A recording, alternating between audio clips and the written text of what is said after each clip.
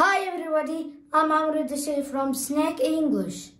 In today's lesson, I'm going to explain the difference between so and such as adverbs in English language. Let's know the difference.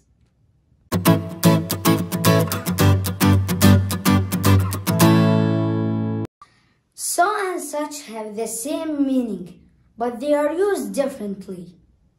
So is followed by an adjective. For example, it's so sunny outside.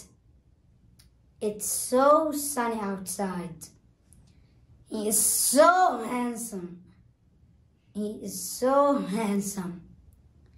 They are so angry. They are so angry.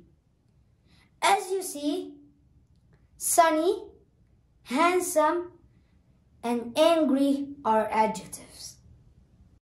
Such is followed by a noun phrase. Noun phrase means adjective plus noun. For example, it's such a sunny day. It's such a sunny day. He is such a handsome man. He is such a handsome man. They are such angry boys. They are such angry boys. As you see, sunny day, handsome man, and angry boys are noun phrases.